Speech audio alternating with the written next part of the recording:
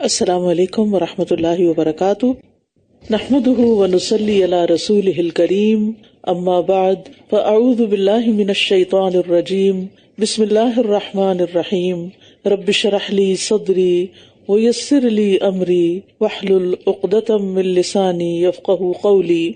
الحمد للہ الجواد الکریم باسط النعم علی العباد وإلیہ المرجع والمعاد، نحمده علی نعمہ العظیمہ ونشکرہ علی آلائہ الجسیمہ، لا نحصی نعم اللہ تعالی علینا ولا نحیط بألطافہ فینا۔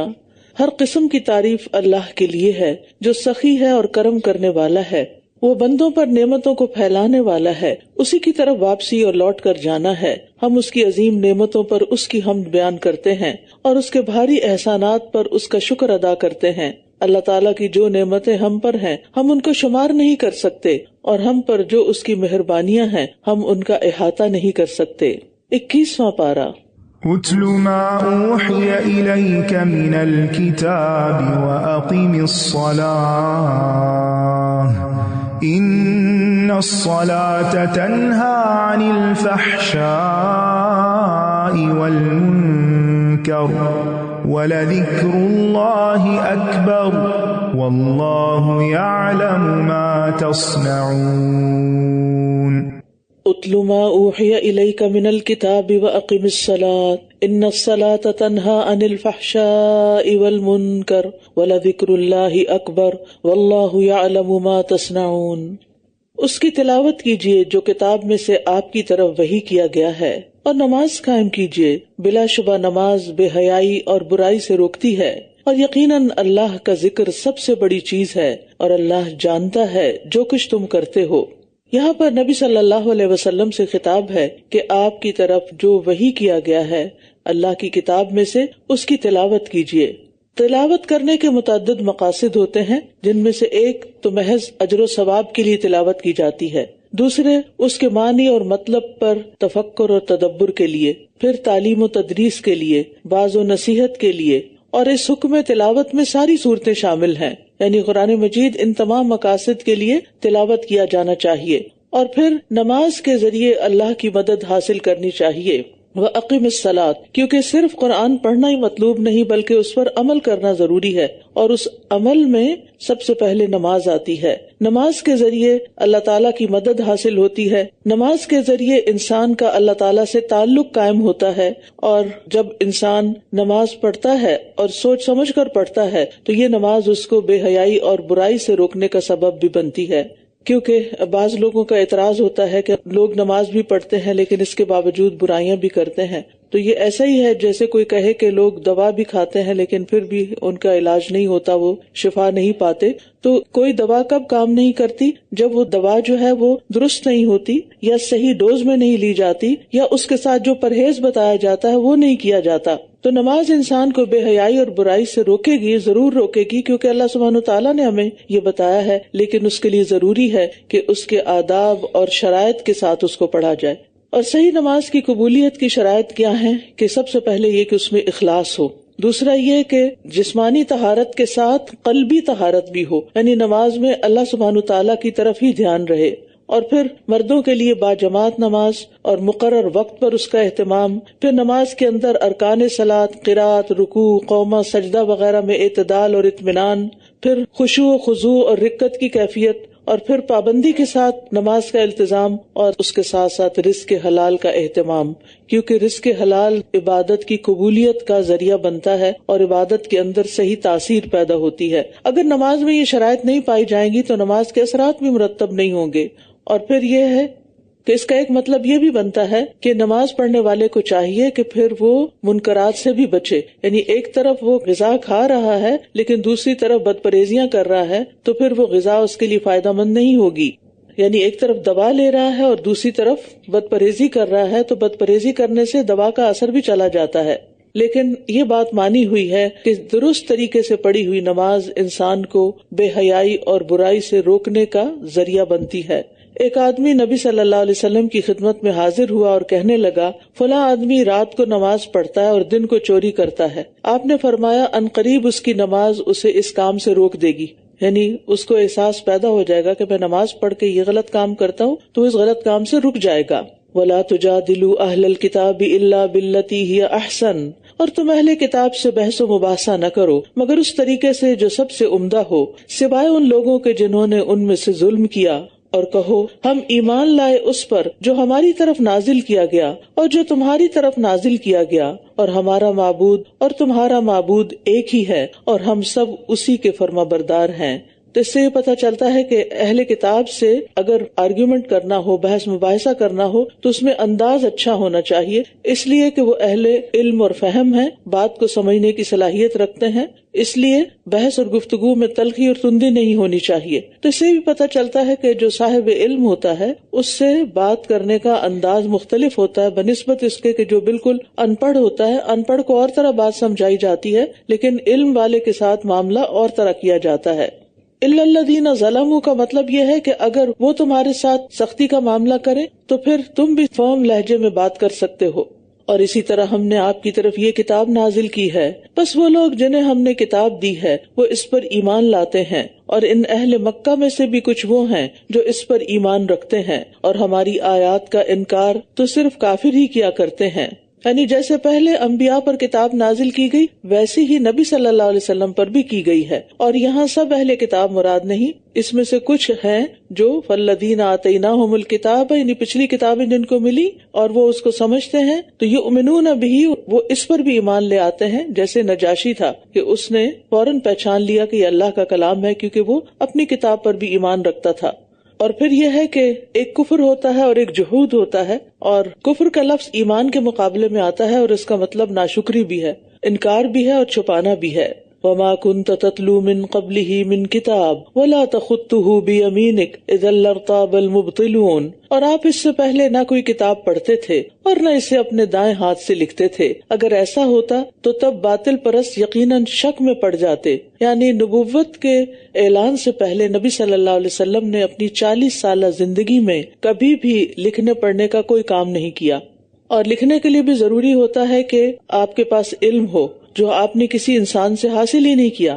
اگر نبی صلی اللہ علیہ وسلم پڑھے لکھے ہوتے تو قرآن پر اعتراض کا راستہ کھل جاتا، کیونکہ لوگ کہتے کہ یہ فلاں کا شاگرد اور فلاں کا شاگرد ہے اور یہ باتیں جو پیش کر رہا ہے یہ فلاں اور فلاں سے سیکھی ہوئی ہیں، جبکہ ایسا کچھ بھی نہیں تھا. تو یہ دراصل قرآن مجید کے اللہ سبحانہ تعالیٰ کی طرف سے آنے کی ایک دلیل بھی ہے. بل هو آیات بینات فی صدور الذین اوتوا العلم وما یجحد بآیاتنا الا الظالمون، بلکہ یہ تو واضح آیات ہیں جو ان لوگوں کے سینوں میں محفوظ ہیں جو علم دیے گئے ہیں، اور ہماری آیات کا انکار تو صرف ظالم لوگ ہی کرتے ہیں. قرآن مجید کا لفظ بلفظ سینوں میں محفوظ ہو جانا یہ ایک عظیم معجزہ ہے. یہ اللہ سبحانہ تعالیٰ کا ایک بہت ہی بڑا احسان اور انعام ہے ایسے بندوں پر جن کو اللہ تعالیٰ اس کی توفیق دیتا ہے. اور یہ بھی ایک دلیل ہے کہ قرآن مجید دوسری کتابوں کو پڑھ کے کوئی کتاب نہیں لکھی، کیونکہ دنیا میں جتنے بھی رائٹرز ہوتے ہیں عام طور پر وہ کیا کرتے ہیں، مختلف کتابیں پڑھتے ہیں، پھر اس کے بعد جو ان کی اپنی سوچ بنتی ہے وہ اس کی ایک اور کتاب لکھ دیتے ہیں.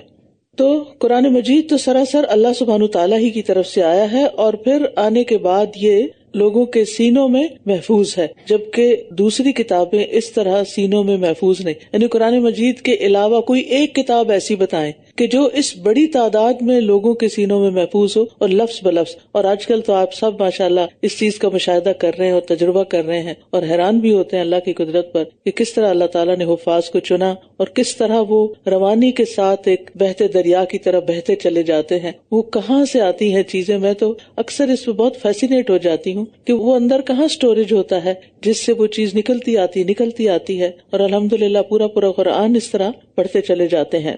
حسن بصری کہتے ہیں اس امت کو قرآن کا حفظ عطا کیا گیا، جبکہ ان سے پہلے لوگ اپنی کتاب کو صرف دیکھ کر ہی پڑھتے تھے. جب وہ اس کو پڑھ کر بند کرتے تو جو کچھ اس میں ہوتا اس کو حفظ نہ کر سکتے تھے سوائے انبیاء کے. اور پھر جو شخص قرآن کو حفظ کرتا ہے اور بہترین طریقے سے پڑھتا ہے، نبی صلی اللہ علیہ وسلم نے فرمایا اس شخص کی مثال جو قرآن پڑھتا ہے اور وہ اس کا حافظ بھی ہے، وہ ان فرشتوں کے ساتھ ہے جو لکھنے والے، معزز اور بزرگی والے ہیں، اور وہ شخص جو قرآن بار بار پڑھتا ہے پھر بھی وہ اس کے لیے دشوار ہے تو اس کے لیے دوہرا اجر ہے. یعنی کچھ لوگوں کے لیے تو اللہ تعالیٰ اس کو ایسے آسان کر دیتے ہیں، جیسے داؤد علیہ السلام کے ہاتھ میں لوہا نرم کر دیا گیا تھا کہ وہ یاد کرتے ہیں اور یاد ہوتا چلا جاتا ہے. لیکن کچھ لوگ بےچارے بہت اسٹرگل کرتے ہیں، ایفرٹ کرتے ہیں، پھر بھی وہ آیت سیدھی نہیں پڑھ سکتے، تو ان کو بھی محروم نہیں کیا گیا، ان کے لیے بھی دوہرا اجر ہے. اور یہ کہتے ہیں اس پر اس کے رب کی طرف سے کچھ نشانیاں کیوں نہ اتاری گئیں؟ آپ کہہ دیجئے بے شک نشانیاں تو اللہ کے پاس ہیں اور میں تو کھلم کھلا خبردار کرنے والا ہوں. یعنی اللہ تعالیٰ اپنی حکمت اور مشیت سے جس پہ چاہتا ہے نشانیاں اتارتا ہے، یہ اللہ کے علاوہ کسی اور کے اختیار میں نہیں ہے. کیا بھلا انہیں یہ نشانی کافی نہیں کہ ہم نے آپ پر کتاب نازل کی ہے جو ان پر پڑھی جاتی ہے، یقیناً اس میں ان لوگوں کے لیے رحمت اور نصیحت ہے جو ایمان رکھتے ہیں. یعنی خود قرآن مجید ایک عظیم نشانی ہے اور نبوت کی صحت پر یہ سب سے واضح دلیل ہے. یعنی نبی صلی اللہ علیہ وسلم کا نبی ہونا کیسے کنفرم ہوتا ہے؟ اس کلام کی وجہ سے کہ آپ نے اس کو پیش کیا، کیونکہ ایسا کلام نبی کے علاوہ کسی اور پر نہیں اتارا جا سکتا. تو اللہ تعالیٰ فرماتے ہیں کہ وہ اور نشانیاں کیوں مانگتے ہیں؟ کیا یہ سب سے بڑی نشانی ان کے پاس نہیں؟ اور قرآن مجید جو ہے وہ نبی صلی اللہ علیہ وسلم کا معجزہ بھی ہے. رسول اللہ صلی اللہ علیہ وسلم نے فرمایا ہر نبی کو ایسے معجزے عطا کیے گئے ہیں جو اس جیسے دوسرے انبیاء کو بھی عطا کیے گئے، اور لوگ اس پر ایمان لائے. اور مجھے جو معجزہ عطا کیا گیا وہ وحی الہی یعنی قرآن ہے جو اللہ نے میری طرف وحی کیا ہے، اور مجھے امید ہے کہ قیامت کے دن میری پیروی کرنے والوں کی تعداد ان سے زیادہ ہوگی. قل کفا باللہ بینی و بینکم شہیدا، کہہ دیجئے میرے اور تمہارے درمیان اللہ بطور گواہ کافی ہے. وہ جانتا ہے جو کچھ آسمانوں اور زمین میں ہے. اور جو لوگ باطل پر ایمان لائے ہیں اور انہوں نے اللہ کا انکار کیا ہے، یہی لوگ خسارہ پانے والے ہیں. اور یہ لوگ آپ سے عذاب کو جلدی مانگتے ہیں، اور اگر ایک مدت مقرر نہ ہو چکی ہوتی تو ضرور ان پر عذاب آ چکا ہوتا، اور وہ ضرور ان پر اچانک آ جائے گا، اس حال میں کہ یہ شعور بھی نہ رکھتے ہوں گے. یعنی اللہ کی سنت ہے کہ وہ مہلت دیے بغیر عذاب نازل نہیں کرتا. یعنی اللہ تعالیٰ نے ان کو ایک وقت دے رکھا ہے، جب یہ وقت ختم ہوگا تو پھر عذاب آ جائے گا. اور پھر یہ ہے کہ موت کا تو ایک وقت مقرر ہے ہی. اگر موت سے پہلے زندگی میں انسان پر کوئی ایسی چیز نہیں آتی تو موت کے فوراً بعد تو پھر سلسلہ عذاب شروع ہو جائے گا. یستعجلونک بالعذاب، یہ آپ سے عذاب کو جلدی مانگتے ہیں، اور بے شک جہنم کافروں کو گھیرنے والی ہے. یعنی اگر دنیا کا عذاب نہیں بھی آتا تو جہنم کا عذاب کافی ہے ان کے لیے. اس دن عذاب انہیں ڈھانپ لے گا، ان کے اوپر سے اور ان کے پاؤں کے نیچے سے بھی، اور وہ فرمائے گا چکھو مزہ اس کا جو تم کیا کرتے تھے. یا عبادی الذین آمنوا ان ارضی واسعۃ فإیایا فاعبدون، اے میرے بندو جو ایمان لائے ہو، بے شک میری زمین وسیع ہے، پس تم صرف میری ہی عبادت کرو.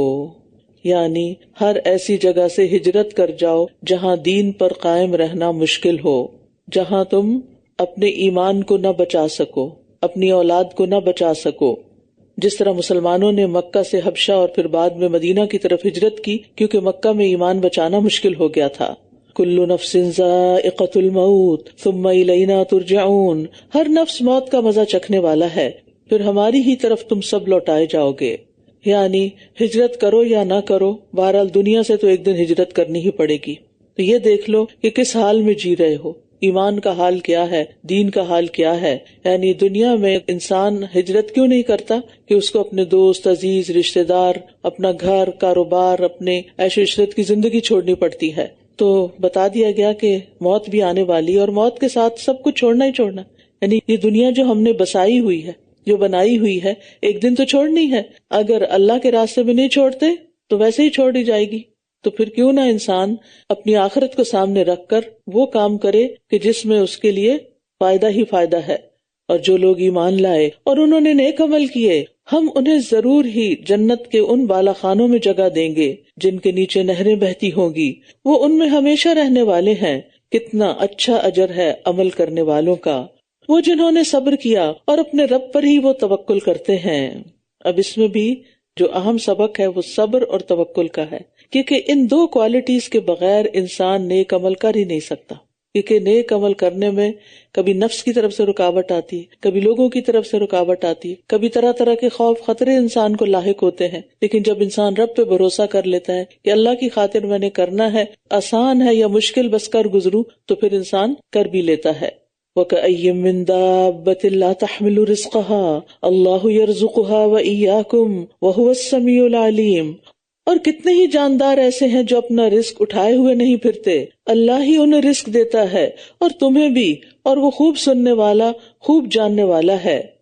تو ہجرت کرنے والوں کے لیے رزق کا وعدہ کیا جا رہا ہے انڈائریکٹلی، کہ پرندے بھی تو اپنا رزق اٹھائے نہیں پھرتے، جانور بھی اپنا رزق نہیں اٹھائے پھرتے، کیونکہ ہجرت کرتے ہوئے جان کی فکر کے بعد سب سے پہلے جو چیز ذہن میں آتی ہے وہ یہ کہ اپنے وطن سے نکلیں تو کھائیں گے کہاں سے۔ تو اللہ تعالیٰ نے روزی کی طرف سے تسلی دلا دی کہ جس طرح اللہ باقی مخلوق کو دے رہا ہے تمہیں بھی دے گا۔ ہجرت کی وجہ سے کسی کا رزق کم نہیں ہوتا، رزق کا فراخ ہونا یا تنگ ہونا اللہ کی مشیت پر موقوف ہے۔ اللہ تعالیٰ ہر ایک کو خوب جانتا ہے کہ کس کو کتنا رزق دینا چاہیے، یعنی اللہ ہی اس کا فیصلہ کرتا ہے، اور اس معاملے میں اللہ پر ہی بھروسہ کرنا چاہیے۔ اور اگر آپ ان سے پوچھیں کہ کس نے آسمانوں اور زمین کو پیدا کیا اور سورج اور چاند کو مسخر کیا، تو یہ ضرور کہیں گے کہ اللہ نے۔ تو پھر کہاں سے یہ پھیرے جاتے ہیں؟ اللہ یبسط الرزق لمن یشاء من عبادہ ویقدر، اللہ اپنے بندوں میں سے جس کے لیے چاہتا ہے رزق کو فراخ کر دیتا ہے اور تنگ کر دیتا ہے، بے شک اللہ ہر چیز کو خوب جاننے والا ہے۔ اور اگر آپ ان سے پوچھیں آسمان سے پانی کس نے اتارا، یعنی بارش کون برساتا ہے، پھر اس کے ذریعے زمین کو اس کی موت کے بعد کس نے زندہ کیا، تو یہ ضرور کہیں گے کہ اللہ نے۔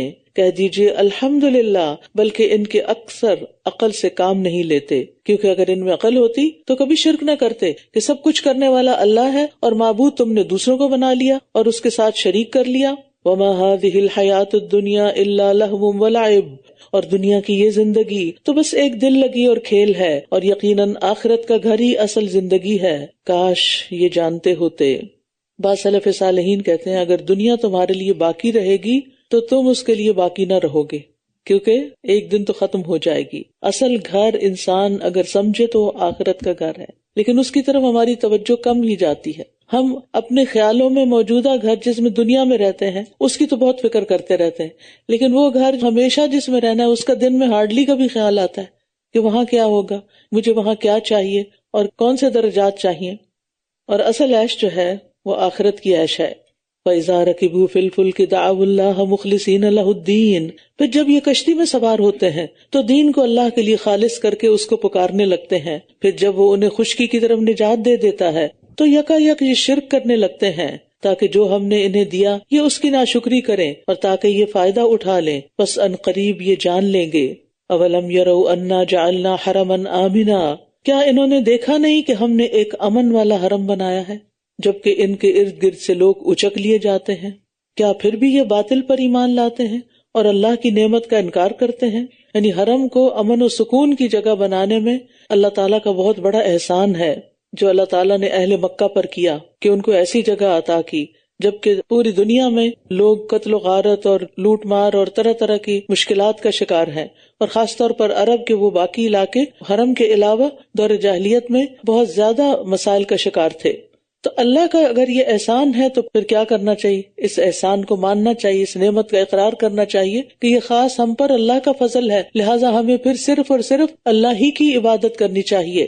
اور اس سے بڑا ظالم کون ہے جو اللہ پر جھوٹ گھڑ لے یا جب حق اس کے پاس پہنچے تو اس کو جھٹلا دے؟ کیا جہنم میں ایسے کافروں کے لیے ٹھکانہ نہیں ہے؟ والذین جاہدوا فینا لنہدینہم سبلنا وان اللہ لمع المحسنین، اور وہ جنہوں نے ہماری خاطر جد و جہد کی ہے ہم ضرور انہیں اپنے راستوں کی ہدایت دیں گے، اور بے شک اللہ نیکی کرنے والوں کے ساتھ ہے۔ جاہدہ کے لفظ میں مبالغے کا مفہوم ہے، یعنی کسی کے مقابلے میں پوری کوشش لگا دینا۔ ابو سلیمان دارانی کہتے ہیں اس آیت میں جہاد سے مراد صرف کافروں کے ساتھ جنگ کرنا نہیں، بلکہ دین کی مدد اور حمایت کرنا، باطل پرستوں کا رد کرنا، ظالموں کو روکنا، اور اس کا سب سے بڑا مرکزی حصہ کیا ہے؟ نیکی کا حکم دینا اور برائی سے روکنا۔ اور اس جہاد میں نفسوں کا اللہ کی اطاعت میں کوشش کرنا بھی شامل ہے، اور یہی جہاد اکبر ہے۔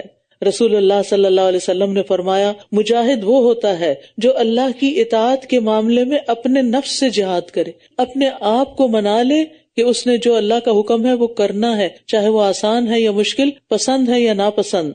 تو مراد اس سے وہ لوگ ہیں جو اللہ کے احکام پر پابند رہنے کے لیے پوری جد و جہد کرتے ہیں، خوب کوشش کرتے ہیں، اپنے نفس کا مقابلہ کرتے ہیں، خواہشات کا مقابلہ کرتے ہیں، شیطان کا مقابلہ کرتے ہیں، اور ان تمام انسانوں کا بھی جو انہیں نیکی کے کام سے روکتے ہیں۔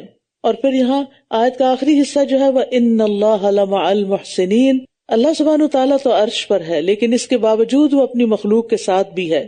تو اللہ تعالیٰ کی معیت یعنی ساتھ ہونا دو قسم کا ہے، ایک تو عام ہے یعنی اپنے علم اور قدرت کے ساتھ، یا جس طرح وہ خود بہتر جانتا ہے ہر بندے کے ساتھ ہے، لیکن اس کی ایک خاص معیت ہے، اور خاص معیت وہ ہے جو اس کے خاص بندوں کے ساتھ ہوتی ہے، جیسا کہ موسیٰ علیہ السلام نے فرعون اور اس کے لشکروں کے آنے پہ کہا تھا ان معی ربی سیہدینی، بے شک میرے ساتھ میرا رب ہے، وہ مجھے ضرور راستہ بتائے گا۔ جیسے نبی صلی اللہ علیہ وسلم نے فرمایا تھا لا تحزن ان اللہ معانا، تو محسنین کے ساتھ اللہ کی خاص معیت ہوتی ہے، اس کی ہدایت، حفاظت، حمایت اور نصرت کے ذریعے۔ تو اللہ سبحانہ وتعالیٰ کی معیت حاصل کرنے کے لیے محسن بننا ہے، احسان کے درجے میں کام کرنے ہیں۔ اللہ ہمیں نصیب کرے۔